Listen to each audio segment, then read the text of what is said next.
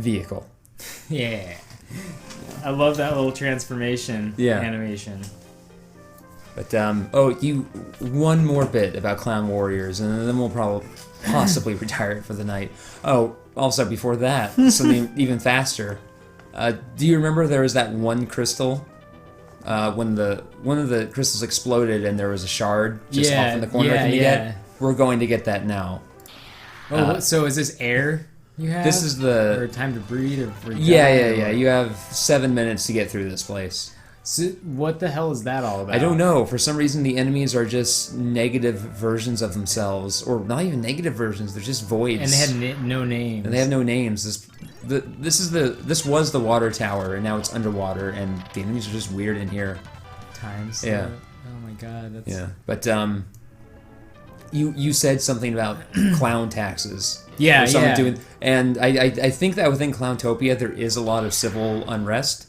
And I think taxes are a part of that. And some people are like, why should we be paying taxes? And we're kind of strapped for this. But you do need to fund the Clown Warriors and the Santa Clown Soldiers. And the society does need to function. Yeah. Like, if nothing else, unfortunately, taxes are a part of society. And maintaining that taxation is a part of maintaining the illusion or even the idea that you are a cohesive society. Like, as much as it sucks for the people, they still need to be taxed. Yeah. But then there are people who are like, well, why should we? Why should we do this? You let all these other cities fall. Because I think eventually they had to pull back the Clowntopia and just let everything outside of it go. Like, you can't... Oh, and that would be really cool. You can't defend all these separate little settlements, all these cities around the world. You can't do it. You can lock down Clowntopia.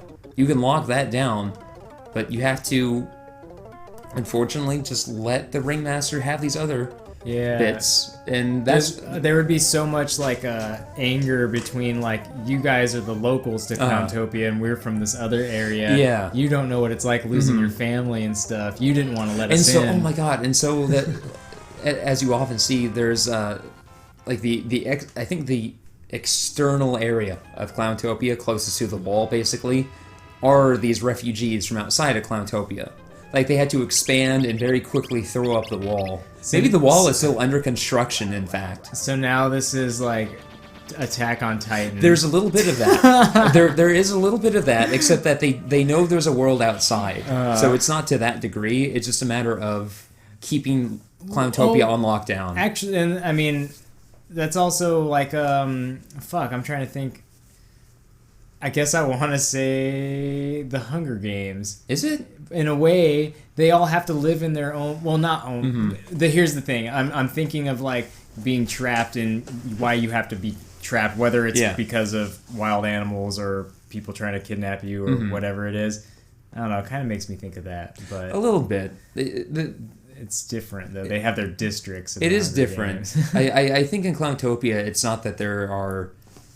It's not like districts. Yeah, it's just the way things have naturally settled. It's just these people arrived, and there was Clowntopia as it existed, and then other people arrived, and so they had to just build out from that. Yeah. Like, the interior of Clowntopia is more organized and geometric in terms of its layout, and then after you get to a certain point, it's more sprawling. And again, so that's another idea. Attack on Titan-ish, a little bit, cool. yeah. And then anybody living outside of Clowntopia is just surviving. I was going to say, yeah, there are bands of free clowns outside of Clowntopia, but they're scraping by. Well, they're survivors, and they are scrappers, I think. Well, and that's why the people surviving outside of Clowntopia are like the strong people. Yeah. And like the trapeze artists who live on the fucking cliff edges, like swinging from ropes. Okay, yeah. That's why they can survive. They're specialized like that. You got the fire-eating people. The fire eaters, yeah. And they're all like, no one fucks with them. No one... the fire eaters still have their towns. Yeah. Right? The ringmaster would not fuck with the fire eaters. Just because that's not worth it. It's not worth it. They can just be way too volatile. And so they're just like, nope, don't need it. They burn shit down. Yeah. This is getting so cool. It's getting so cool.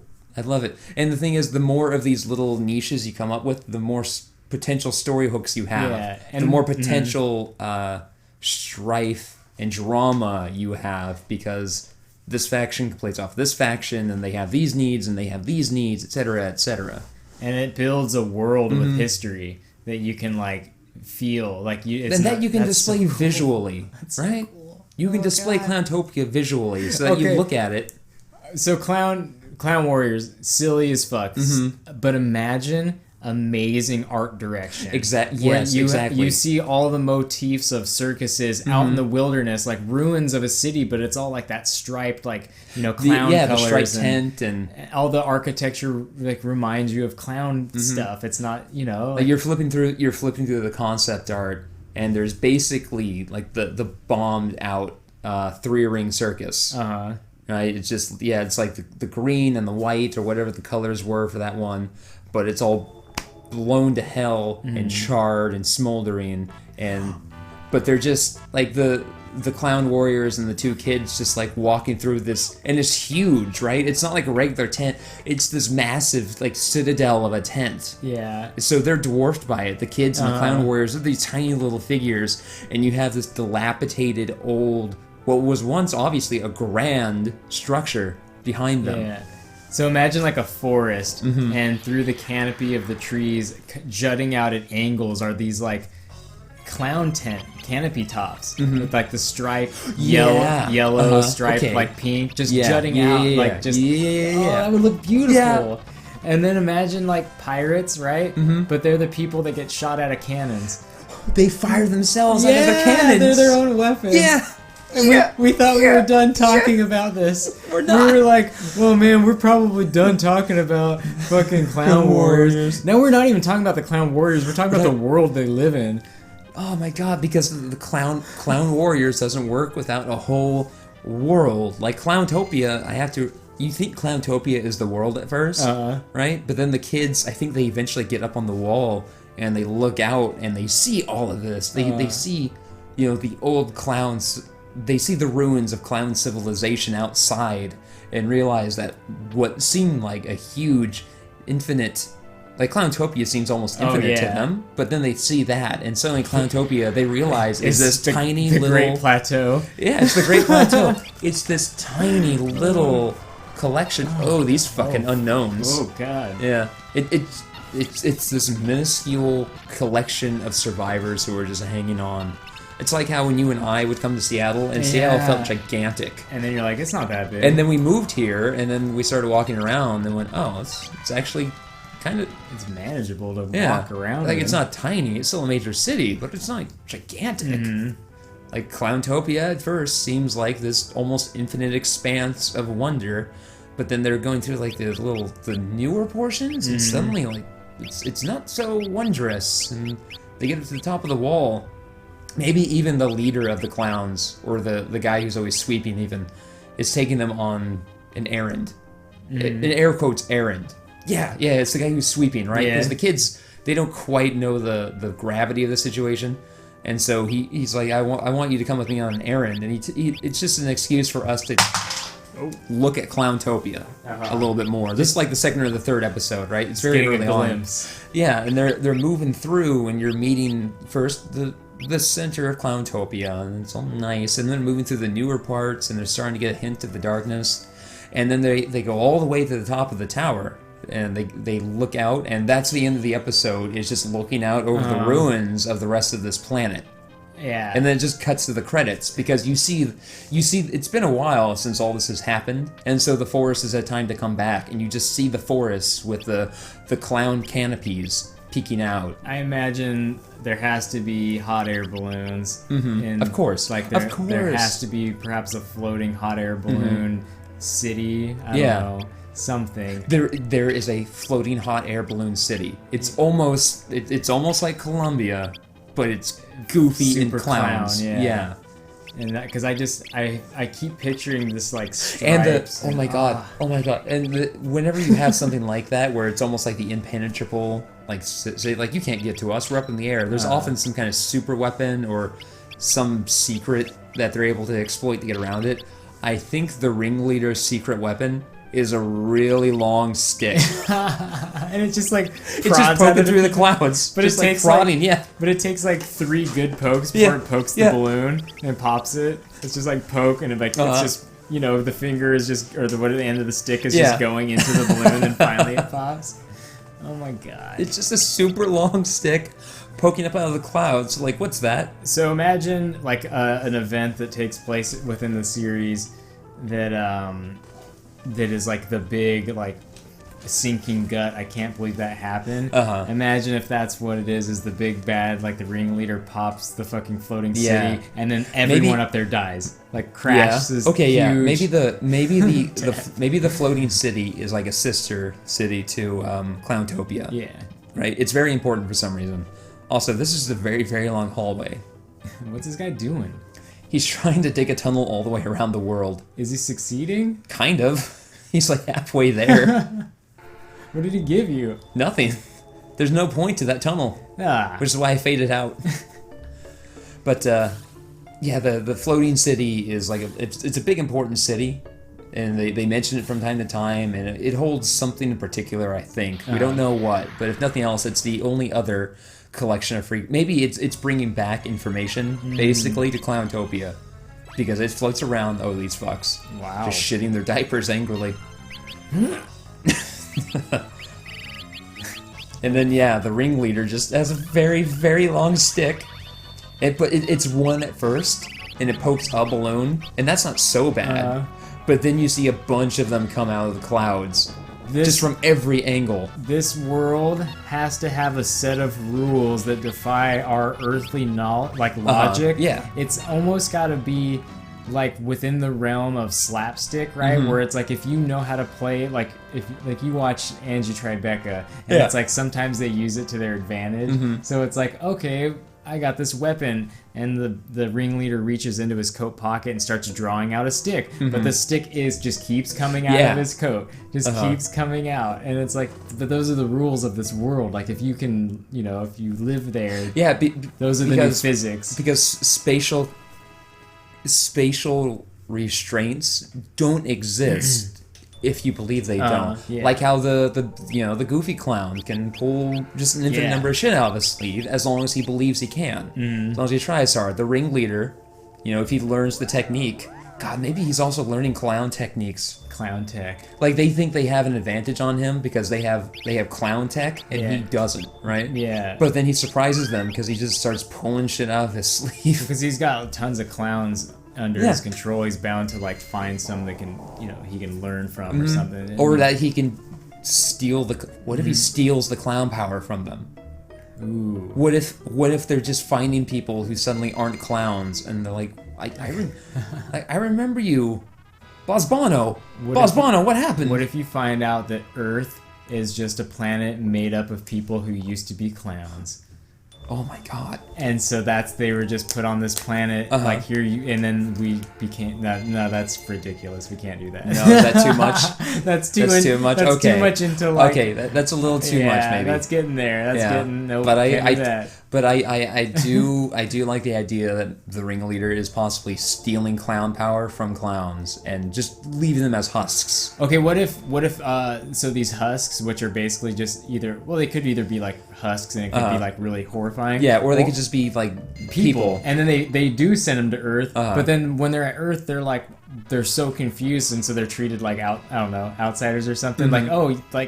And maybe the kids are back at Earth and they see somebody and this person's just like, I don't know what I'm doing here. Like, where am I? I don't know. Maybe that's a little too much for this type of show. It could be a little much. But it would be really jarring for all of these clown people and to all of a sudden start seeing clowns without their power. Yeah. And what would that say about that clown that now no longer has the things that they identify themselves as? What are you? If you were a clown, but now you don't have power. Now we're getting somewhere good. Now we'll get, talking about identity stuff like that, where if like, you know, okay, this is probably terrible to make this connection, but think like breast cancer, right? Yeah. And then some women have to have surgery and they have, you know, their breasts removed. Oh, I've had this exact conversation with female friends. And so like that's a thing where that could be something they strongly identify with. And not saying that it's a direct analog for somebody losing their clown powers, but it would be an interesting subject to touch for like a kid's show where it's like, how do these clowns cope now that they don't have the thing that makes them who they are?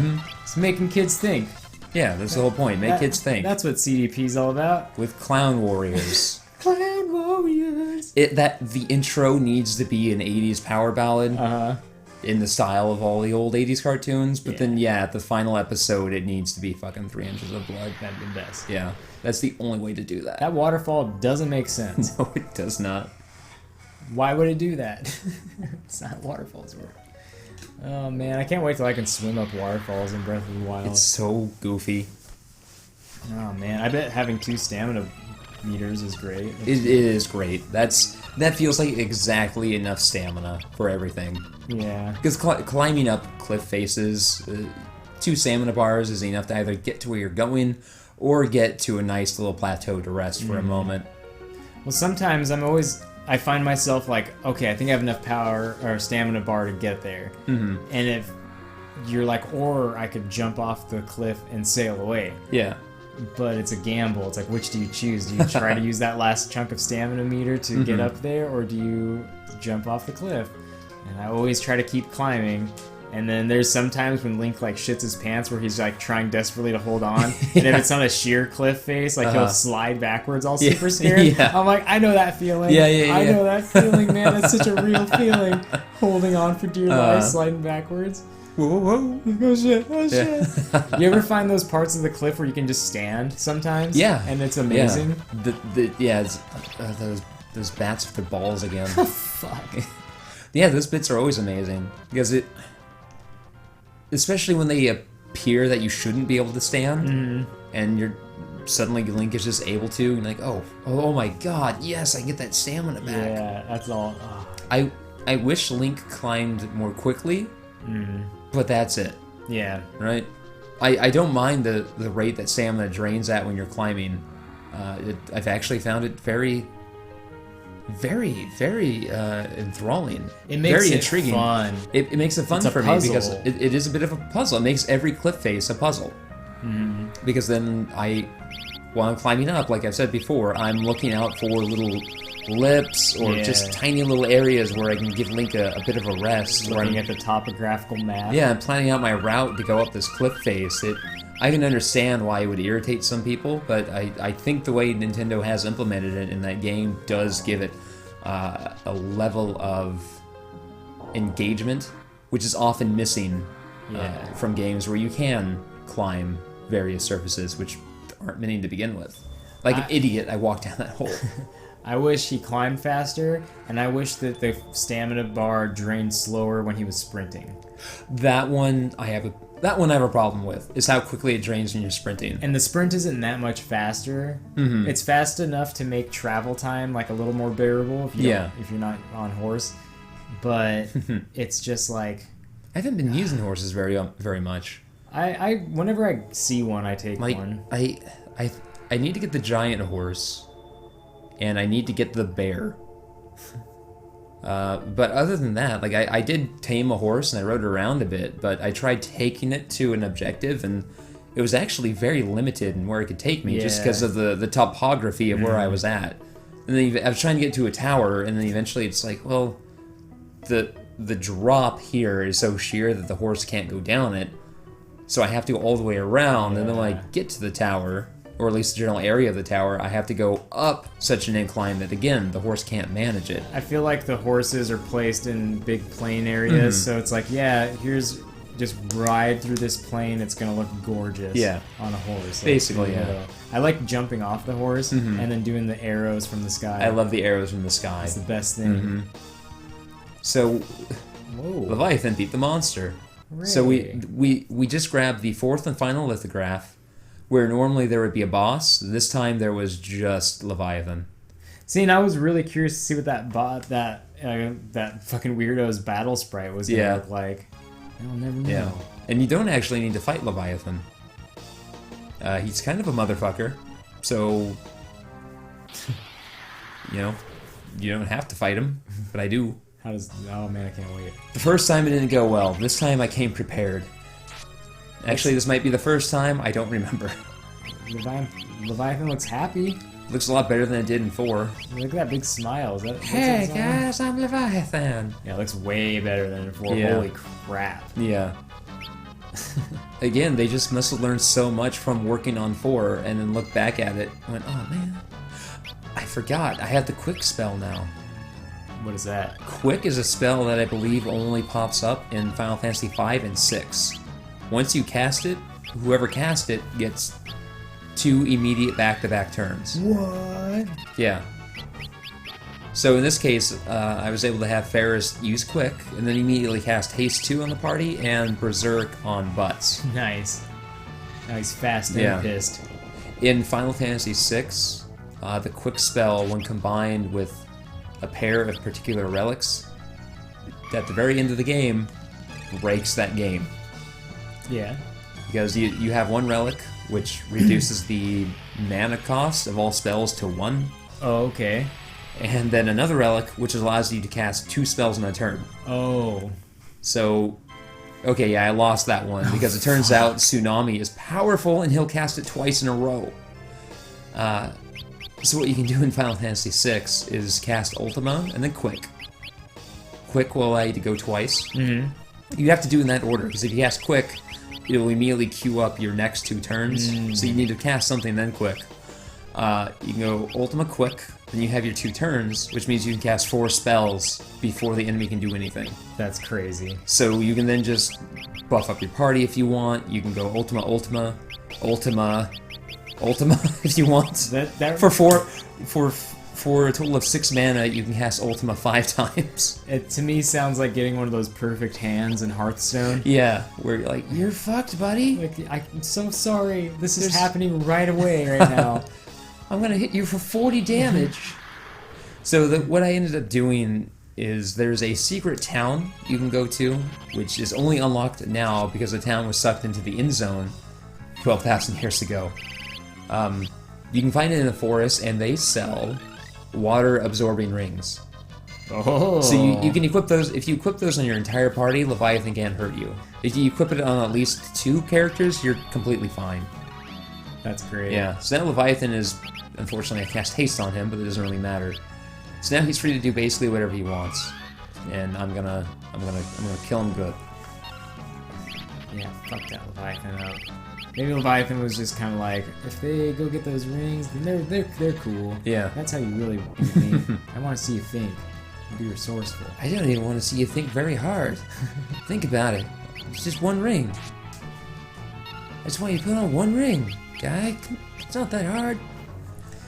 I'm trying to think of Final Fantasy 13. How you get the summons in that. And I remember it being a pain in the ass. It is. Do you remember how it works? Because I remember how it works. The only one I can remember is Shiva, and you just block the whole, or defend the whole time. Yeah, they're all variants of that. Is you don't fight them, well, the fight starts and they cast Doom on you. That was a big hand. They cast Doom on you, and then you have a few minutes to figure out what their fucking deal is. Okay. And then you have to do whatever their fucking deal is. Like, oh, Shiva wants you to block, and Odin wants you to guard, or something. I don't know. But sometimes, and then eventually they're appeased. But sometimes they're just not.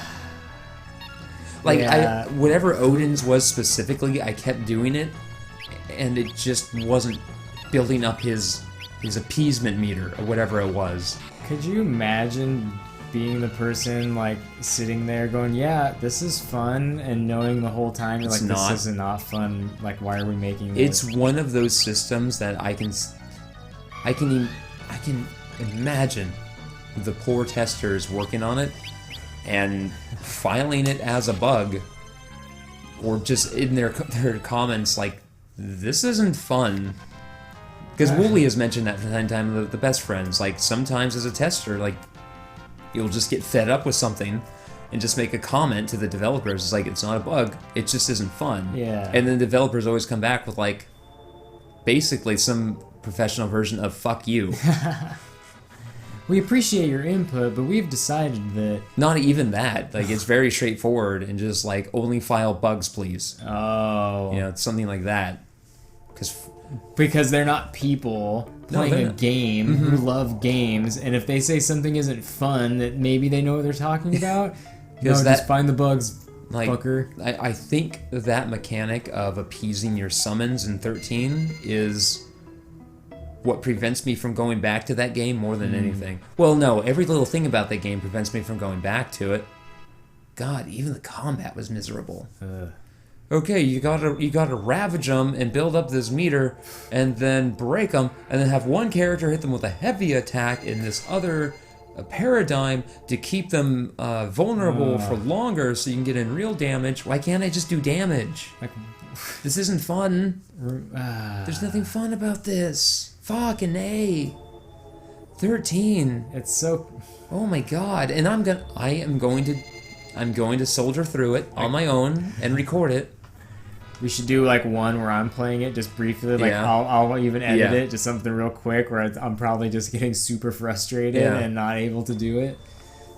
The thumbnail for Final Fantasy 13 is just gonna be a bottle of booze with the words Final Fantasy 13 beside it. And the bottle's not only empty, it's somehow negative empty. Yeah. We owe it alcohol because we drank so much because it was so bad. That's what I'm saying. You also encounter X-Death's ghost in this castle. Almost so spooky. Ooh. You left your scary friend over here. Come on. Oh, your friend's actually attractive. In a very octopus hair kind of way. I don't know what to do about that hair, though. I'm still gonna make yummy noises. Can't stop, won't stop making yummy noises.